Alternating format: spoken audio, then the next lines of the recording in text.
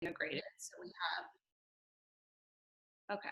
So we have speech and language therapy, ABA, and a psychology team, and we kind of work together to provide the highest level of treatment that we can, combining all three of our different disciplines. So we're really excited that we have that option. Our speech team provides treatment to most of the kids that we see through ABA, which is really great. And then we also have our psych team that has done lots of the diagnostic work or the follow-up work with our kiddos as well. And it just gives us a really good, clear picture to have us all working together. Our ABA department is comprised of our ABA director, who's Mackenzie Bogardus Murphy. She's not able to participate in this phone call, but she's their director. And she manages a team of behavior analysts and RBTs. And then we have some supervisees as well. And we provide treatment to a handful of kids in the Valley. We also do some work in our in-office clinic. So we have kids that come in and we do treatment with them there. We work with a wide variety of kids. So we have super young kiddos that are, early elementary. I think we've started with kids as early as 18 months all the way up until 18 years of age. So we see the wide spectrum, but we're working mostly with kids early childhood through elementary age is probably like the primary group of kids that we work with, but we try to have a variety of different experiences for our RBTs that work with our kids, and also for the supervisees. So we bring it all on. We also work with a wide variety of students. So we have some kids that are just needing support in the classroom. We have kids that are needing help at home, kids that need help learning to take a shower, all of a very wide range of abilities. We kind of hit on it all.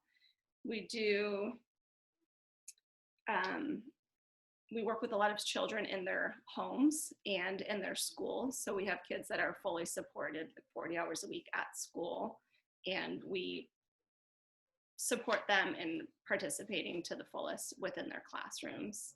And that is kind of a little bit about the level of treatment we're providing for ABA. As far as our supervision component, we want our supervisees to get a wide range of experiences. So we bring them in on lots of our like FBA evaluations that we're doing, not just within the ABA programming, but also within the psych team a little bit. We do FBAs in the public school systems. So we'll be able to bring supervisees in to participate in that. We also want to give them experiences going to IEP meetings and participating in program development and parent training,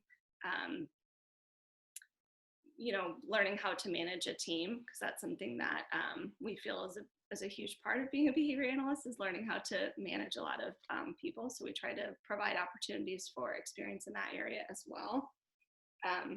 We coordinate care with different school districts. So we work with, the OTs and the speech therapists and the special ed teachers and everybody that kind of makes up the school team for the kids. So we try to provide experiences in that area. We don't necessarily work for the schools, but we, come in as an outside provider to support our students in whichever way they need help.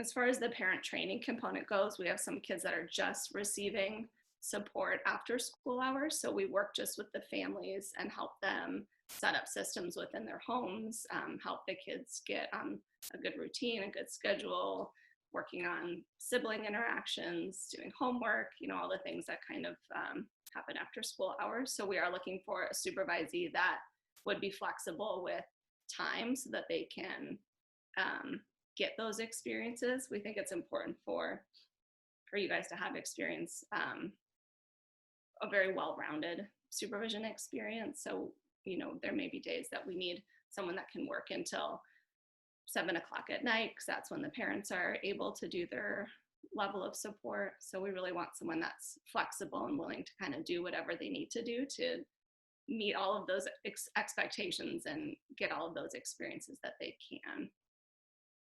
I wrote down some stuff.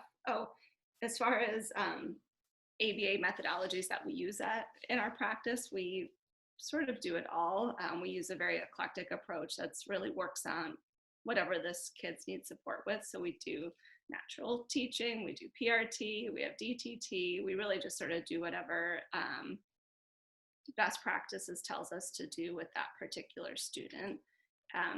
We use assessments to drive all of our decisions and data, obviously. And as far as assessments that you'd have experience working with over with us would be, the VB map, the ABLES. We do essentials for living. We have some kids that are working on the PEAK assessment. We do the Vineland. So we really do, depending on the level that the kiddos are at, we're going to pull from all of our resources to design a program that really fits their needs. And the supervisees would obviously be a part of doing that as well. We provide a really high level of supervision. So our RBTs, they're supposed to get their time supervised at about 5%, but we probably provide about 15% supervision to all of our RBTs. And the supervisees would probably be even more than that.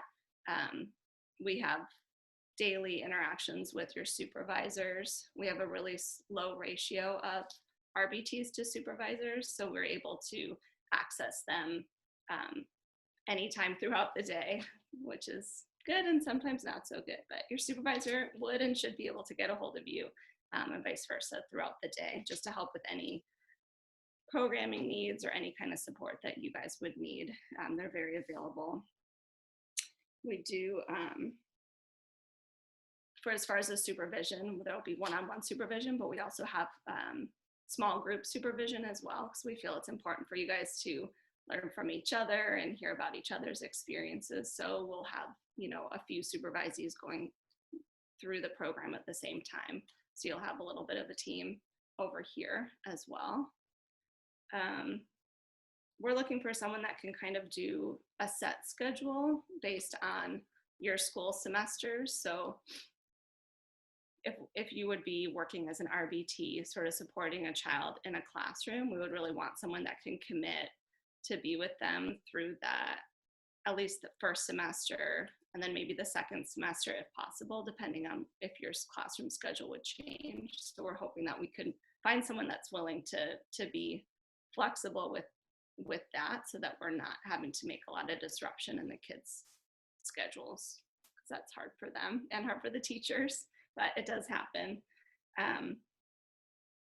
We're hoping to be able to have a practicum student that could provide about 15 hours of direct work, and then we'd be able to provide up to 15 hours of indirect work for you guys as well, depending on the expectations that you guys have and that Adams obviously sets up for you guys for what you need to do. But we want to be able to invest in you and then have you, be able to work with us as well.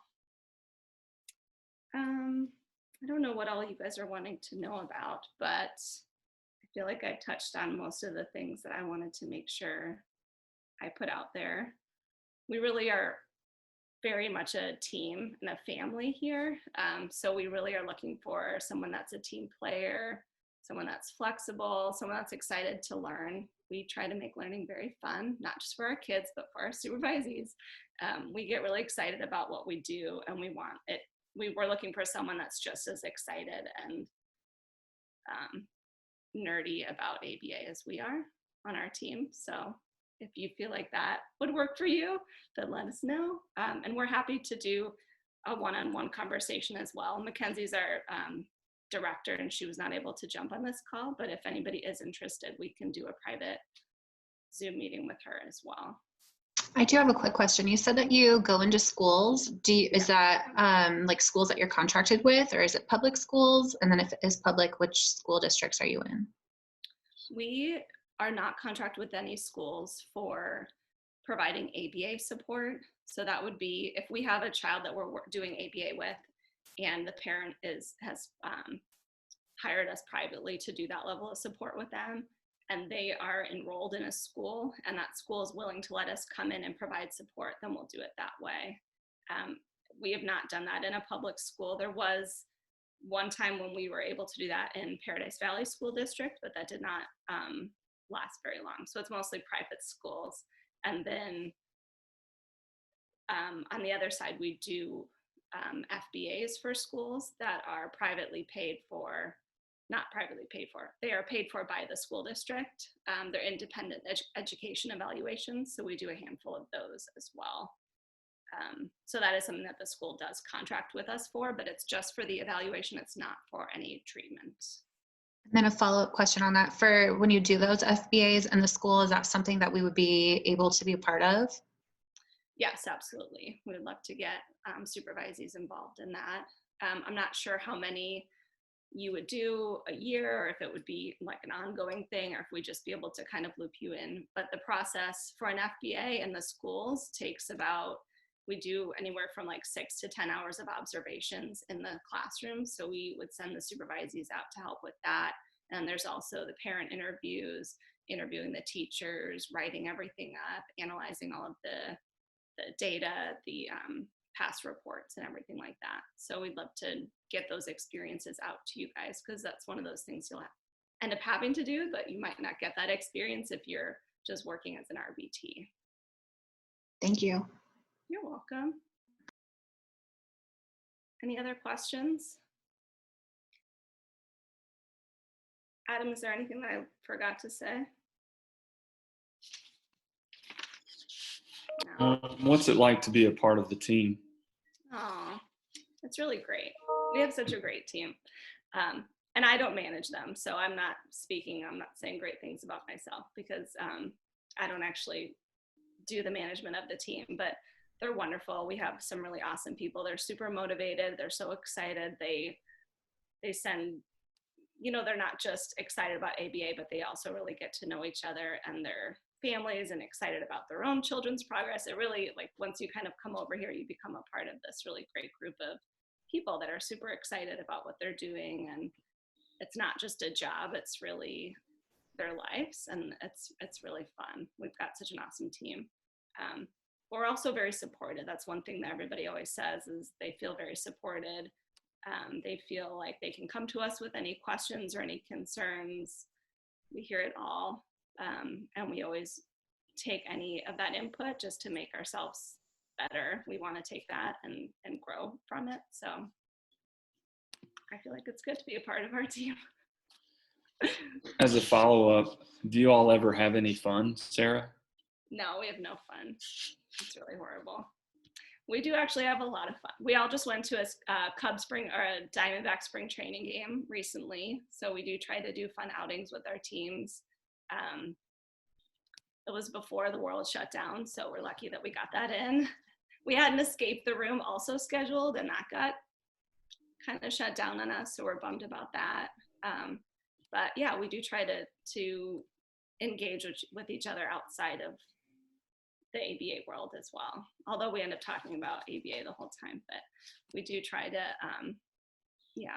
And we do have weekly RBT and BCBA meetings. So our whole team comes together every Thursday afternoon, and they, that's the times when we talk about the programs for all the kids, and they kind of split up into small groups, but they play like ABA Jeopardy and bingo, and they, they just kind of, they do a lot of practicing in the moment. So they'll be running a program for a kid, and then they'll make everybody practice it, and they'll do preference assessments on each other. So even though this team of people aren't necessarily going through the supervision program, we still want them to, we treat everybody like they are, because in our mind, that's kind of the highest level of support. So all of our RBTs are learning the lingo. They know what to do. They're all kind of being trained like future behavior analysts.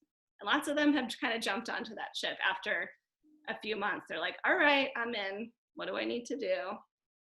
So yes, we do have fun. I think that was the question. Any other questions?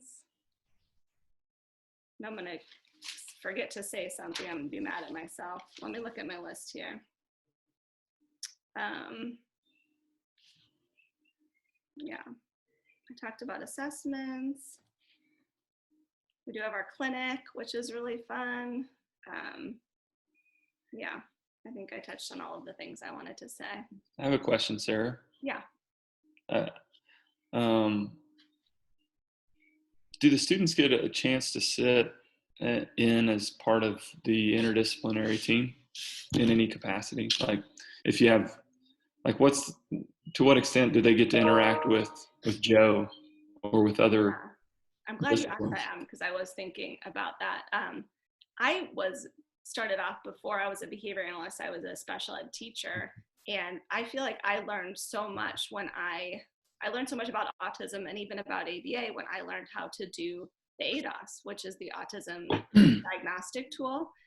So we have talked about that as being a part of our supervision experience, is to be able to sit in and watch and some of the autism evaluations, because I do feel like it gives you a really very interesting picture of autism and all of the different components, especially from the treatment perspective, when you're like, oh, this is why we need to teach this. It's because this is one of those core deficits. So interacting with Joe, he is the psychologist, so that's my husband, and he being able to interact with the psych team as a part of the assessment process would be great for sure. And also we have opportunities for school observations for the psych team. So sometimes when we're doing school-based evaluations, we might have supervisees go out and collect data out in the school districts and then come back and report. When we do full evaluations, which includes the psych team, the behavior team, and the speech team, we have all three of those disciplines sit in and do the intake appointments with the parents. So that's a good opportunity for supervisees to sit in and just kind of hear the questions that everybody's kind of asking together. And then as far as with the integrating with the speech team, lots of our kids that we provide ABA treatment, they also see our speech team, and our speech team works at the office. So there are definitely opportunities to sit in and provide support within that, within the speech sessions, because our speech team will say, all right, I can get him to do X, Y, and Z. And we're like, oh, if you do this, then we'll do that. And then we'll sit in and kind of model that. So that's been a fun way for our speech team to become more aware of what we're doing, which has been great.